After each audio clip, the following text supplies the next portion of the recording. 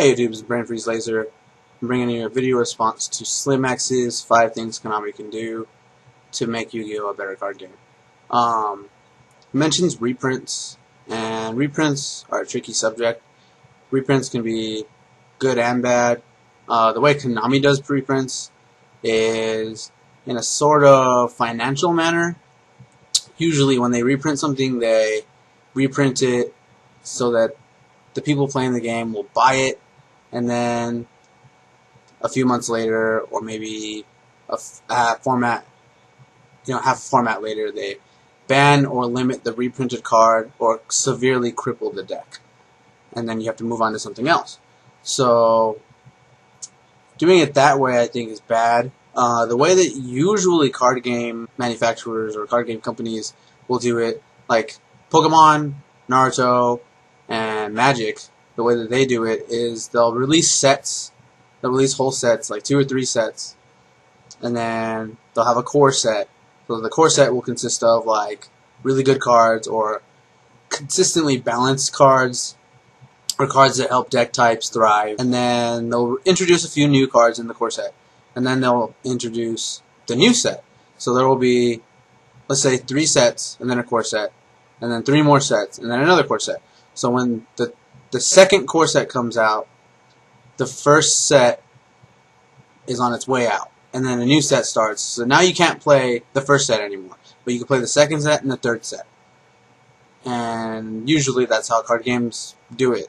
And then within those sets, they'll reprint cards that particular deck types need, or whatever, that are, like, you know, balanced enough to where they can continuously exist in the game's meta.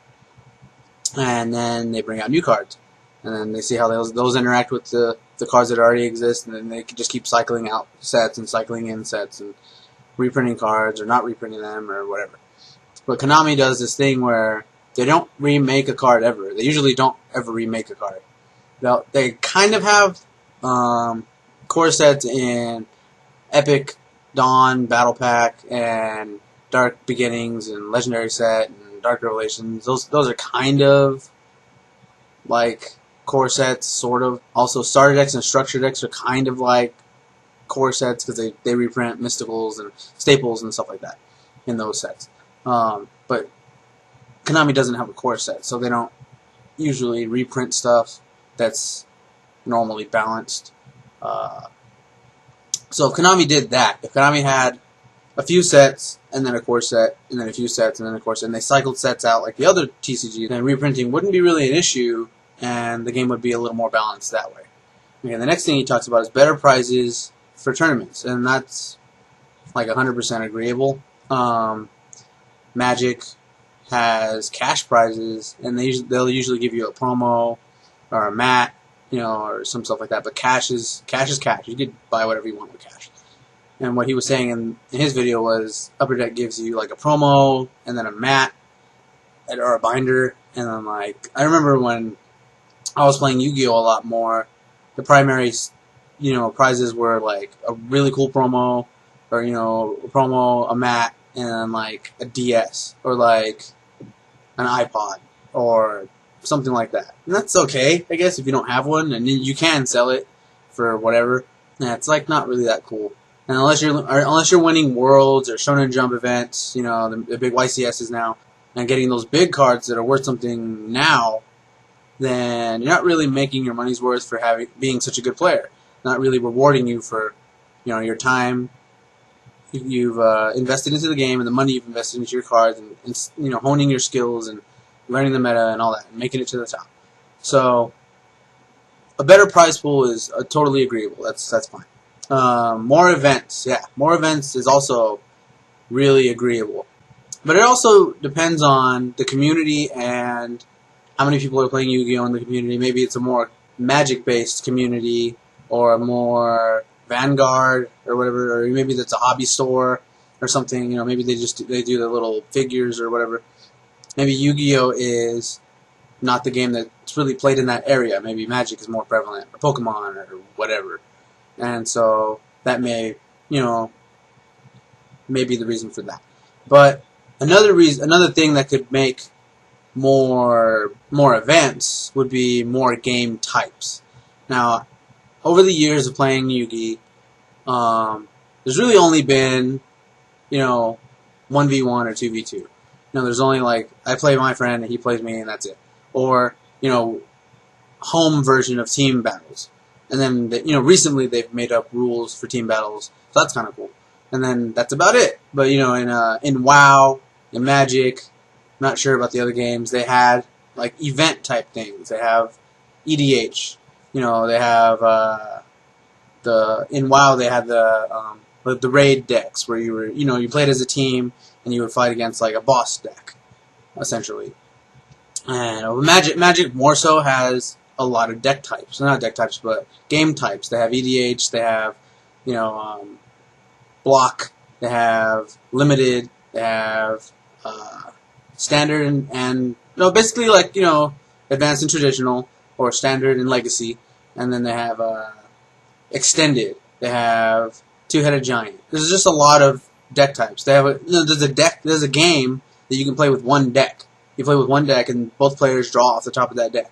So if you both know what's in the deck, you're both basically trying to get the bombs. You want to get to that dad, or you want to get to whatever. You share a graveyard, you share a deck, you want to get to, whatever just makes the deck go off. So, and having different game types helps keep the value of cards up in a game, in the TCG. Like Magic. Magic has so many game types that essentially all the cards that come out that are still playable or were worth anything at one point in time are still worth something. There's, in Legacy, there's lands that are worth $150 each. Dad used to be worth $150, and then they reprinted the hell out of him, and now he's not worth anything. And he's limited to 1, and so now he's worth less. And Tour Guide used to be worth, however much that was worth, a lot. And then they reprinted it, so that made the value go down.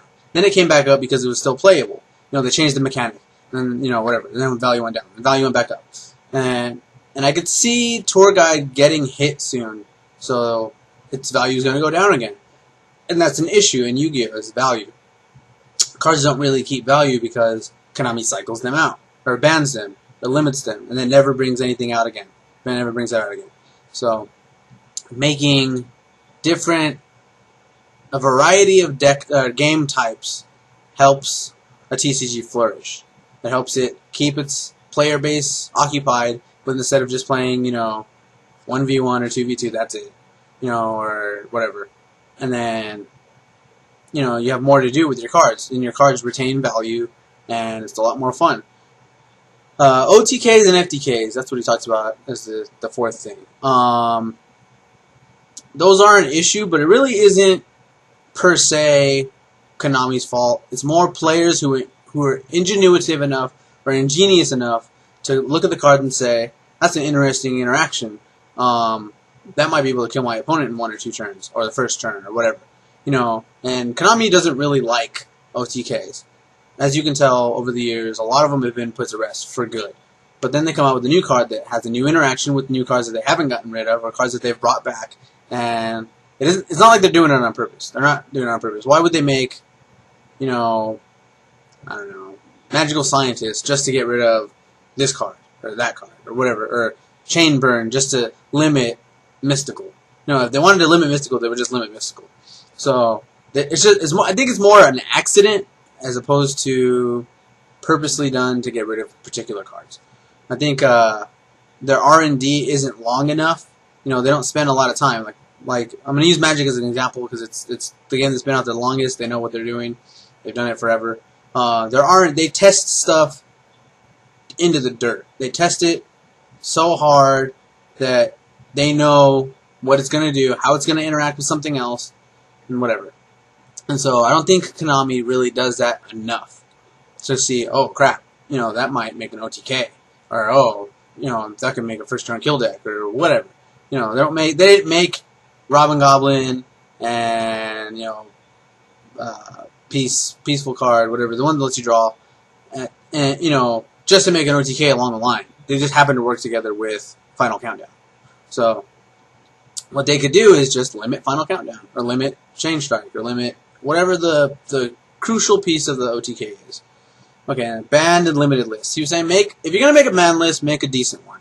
Okay, the thing about that is Yu-Gi-Oh has a ban list. Okay, Magic has a ban list too, but it only affects particular formats. They'll make a legacy ban list.